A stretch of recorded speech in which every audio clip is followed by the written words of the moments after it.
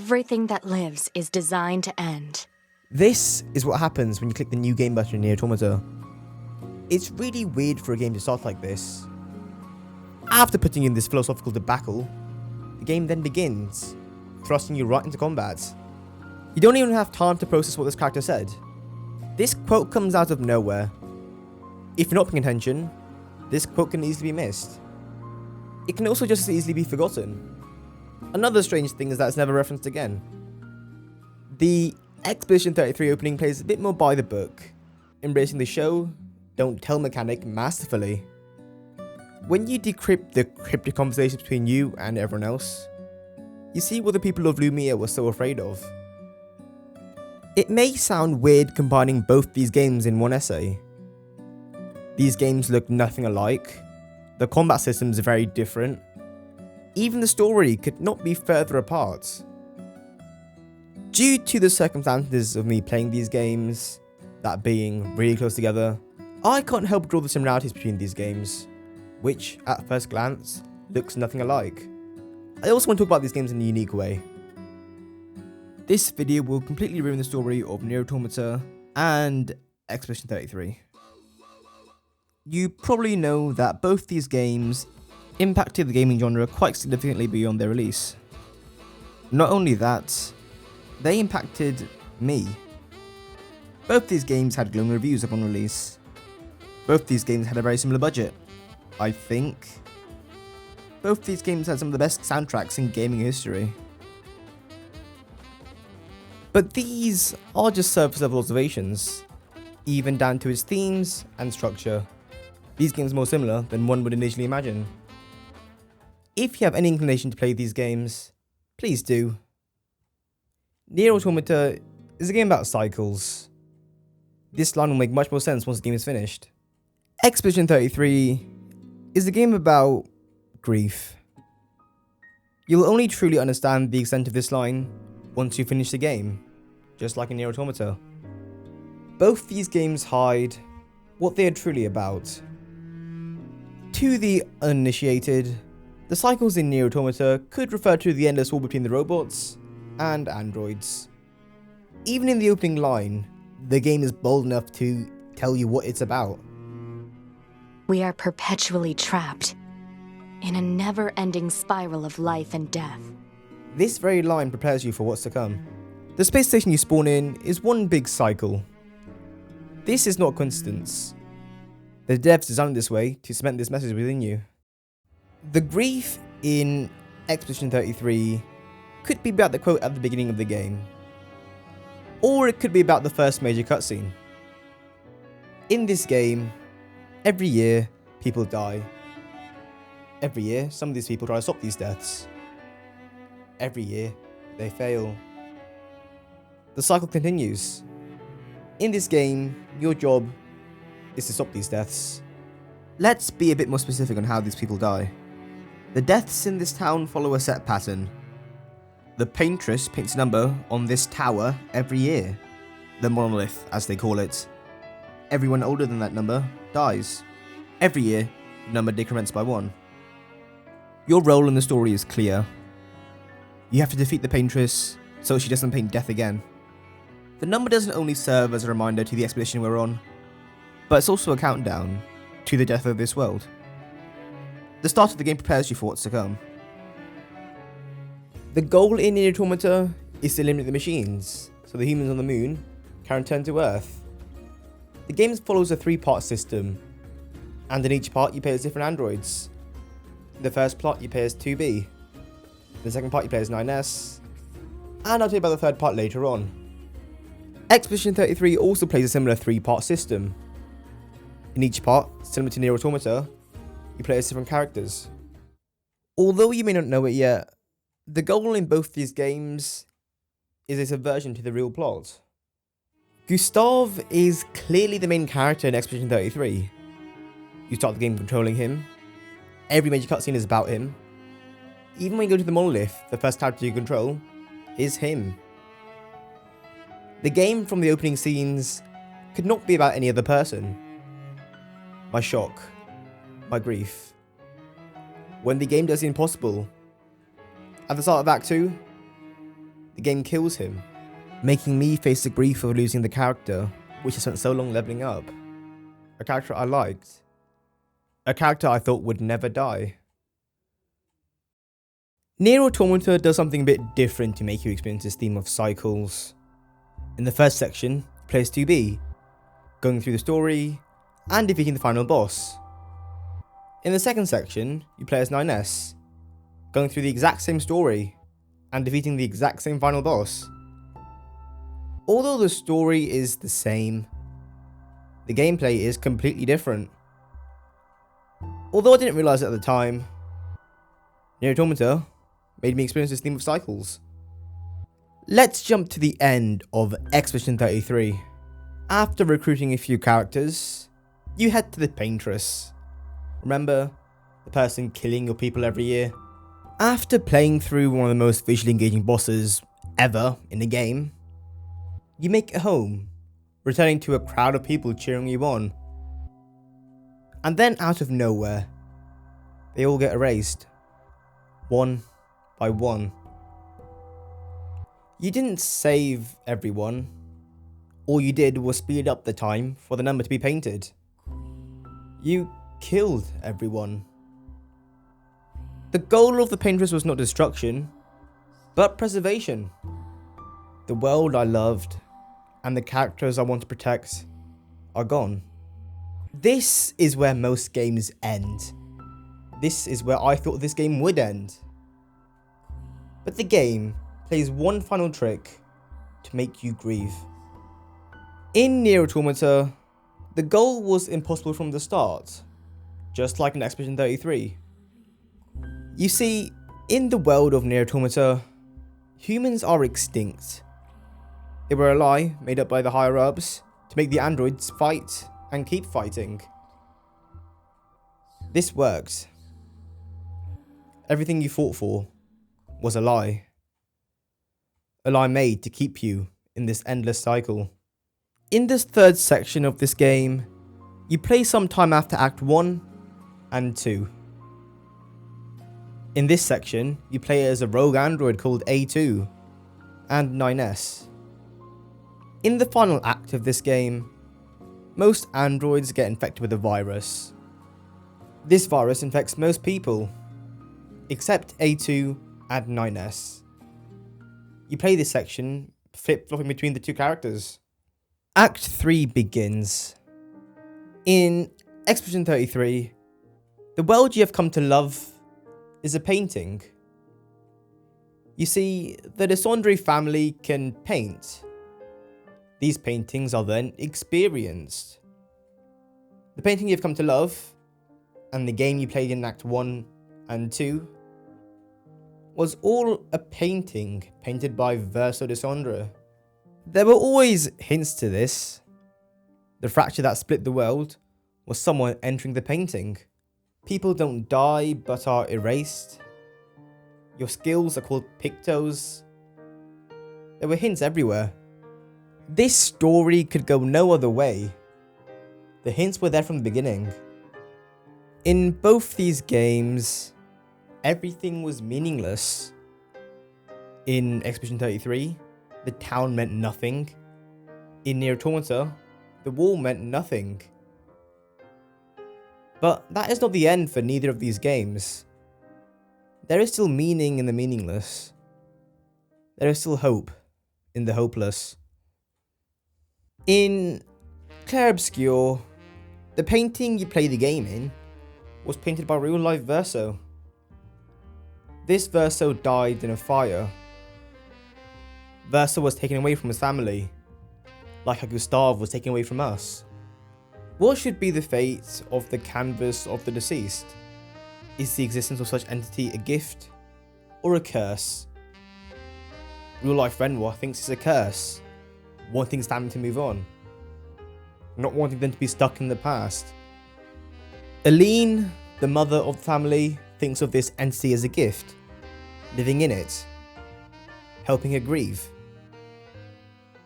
Renoir wants his wife back, so he goes in it, trying to force Aline out. The game starts by putting you in the middle of this conflict. While Aline, Renoir's wife, wants to stay in the canvas, Renoir wants her to leave. To make things a bit more confusing, the Verso and Renoir you have come to know in Act 1 and 2 is a painted version by Aline. Everything in this place was either created by Verso or his family. The Axons, these massive monsters, were Renoir's creations to force his wife out. Monoco and Esquier were Verso's creations before his death, and Aline is trying to preserve everything.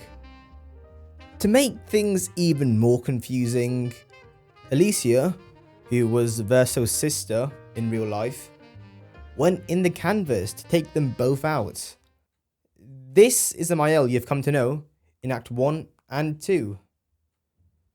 At the start of the third section in Nier Automata, 2B gets murdered by A2.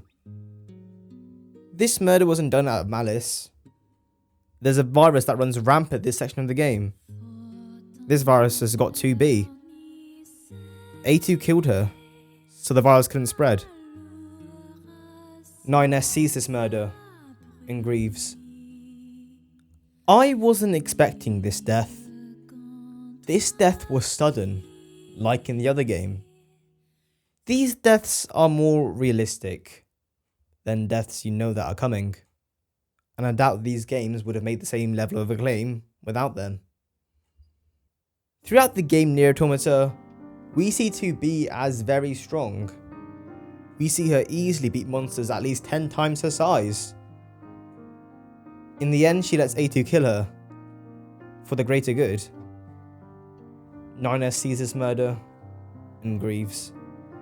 It's extremely risky for a character in a game to die, especially if it's not the end. Usually when a main character dies, the character gets replaced, but the hole is never filled. Verso can't use Gustave's skills, and A2 doesn't have a black box, like 2B does. Even socially, this void is not getting filled. Instead, they are their own different person, with their own problems. They don't try to fill the hole. But killing the main character also does another thing. In Expedition 33, the burden shifts to Verso, then Miel. In Nier Automata, 9S takes the burden. Games can have multiple main characters, and that is fair, but I find that there is always one character that is more main character-like than every other character. In both these games, these characters shift. Anyone who enters the canvas becomes God. A god that can decide who lives and dies. But more importantly, it's a god that can decide the fate of the family outside of the canvas. Real Renoir and Miel fight to not only decide the fate of the canvas, but the family. Renoir wants to destroy it, help us family move on. Miel wants to keep it, and cope with Verso and Gustave's death. After defeating Renoir and taking him out the painting, the game then burdens you with one final decision. In the final stages of Nier Automata, the android 9S loses it. He saw his partner 2B get murdered. He found out that humans don't exist. He found out that machines and androids are made from a similar material, and that they probably originated from the same place. There was no meaning. Through this breakdown, 9S finds a new purpose: avenge 2B by killing A2. The game then puts one final decision onto you. Plays A2 or 9S. Plays A2, the logical android that shares the same goal as you. Or 9S, who is currently having a mental breakdown, the android you spent most of the game playing with. Expedition 33 puts the final decision onto you. Plays Verso or Miel. Verso would sacrifice himself and the canvas so the real-world family can grieve. Sciel wants to keep the canvas and live in the painting. Renoir is the final boss in Expedition 33, and A2 is a rogue android you fight. Both these games' villains I ended up sympathising with. No matter what ending you pick in Nier Automata, everyone dies. There is no good ending, forcing us to face the grief of the characters we played with and suffered with. Nier Automata is clever. There is no right choice between A2 and 9S.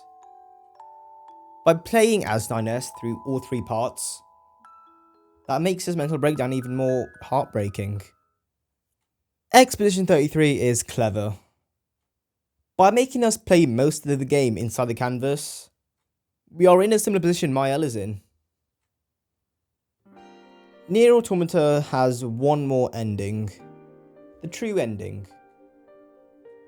If you found any of these endings unsatisfying, you can fight the devs in the ending screen. After you beat the devs in a long bullet hell sequence, which feels endless, a third ending plays out. 2B, 9S and A2 all live, but they don't keep their memories, maybe even fating them to play the same scenario again, the same cycle again. Expedition 33 is a game about grief. Not only the grief of the people in the town of Lumiere, but also the grief of losing someone. Even at the very end of the game, you are forced to make a decision which makes someone grieve. This game has no true ending, and that feels right. There is no correct answer to who should grieve more. Nier Automata is a game about cycles. The cycles of happy and sad. The cycles of war and peace. The cycles of hope and lostness. At the end of Nier Automata, you can make one final choice.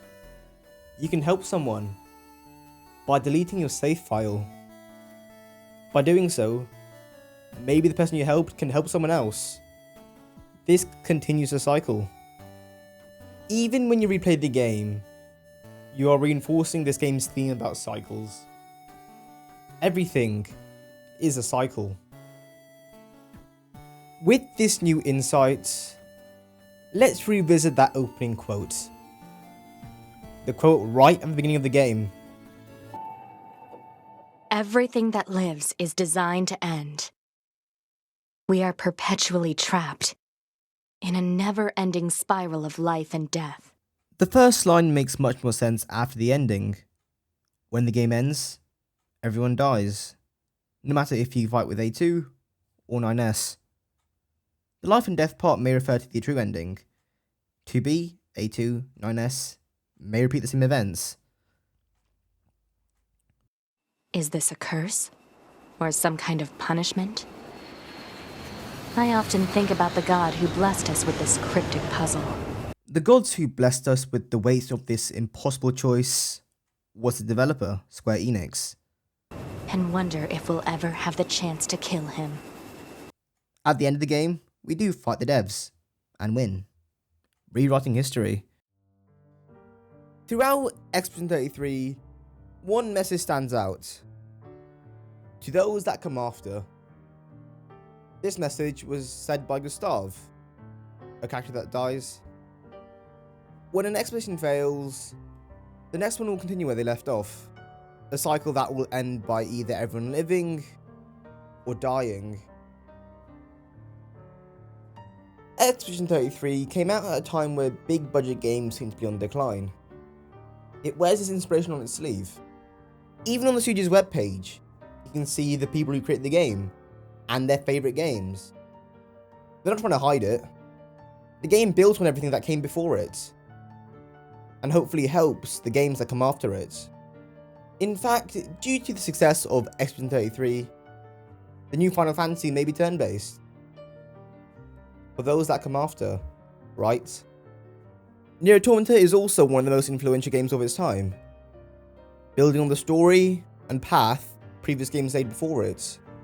It wouldn't be where it is today without the games that came before.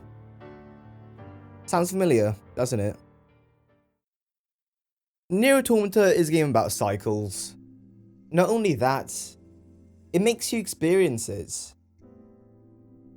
Expedition 33 is a game about grief. It also makes you experience this theme of grief throughout the whole game. The app with the most screen time on my phone is YouTube. The next video I watch may be something I really like and give me some new insight which I never knew I wanted. That's the feeling I love. I feel that good YouTubers and videos are much harder to come by now. This is the reason behind all this. I've made a playlist of all the best videos I watched on this platform. I made this playlist for two reasons. Number one, I think you should watch them. But number two, which is the more important reason, is that I don't want to forget them. Games get better over time. This is because it takes inspiration for those that came before. Same with YouTube videos. Videos get better because it takes inspiration for everything else that came before it. We keep watching content and scrolling, not because it's fun, but because the next click or scroll may be the best thing you ever clicked or scrolled on in your life. We chase that feeling all the time. There's just something so addictive about watching a YouTube video, which you had no expectations for, become one of your favourites. There's something so addictive about playing a game which you thought you wouldn't like, only for that game to shatter your expectations. We are all trapped in a cycle of playing games and scrolling, maybe even grieving, to find something more meaningful. Maybe it's to find meaning in the meaningless. Maybe that's why we keep playing, searching, scrolling, gaming.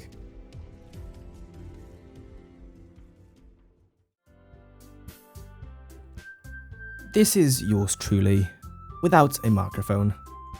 Click here if you want to see more videos by me. Click here if you want to subscribe. And now I'm going to stare blankly at you until you do both of those things. Actually, hype the video as well while you're at it.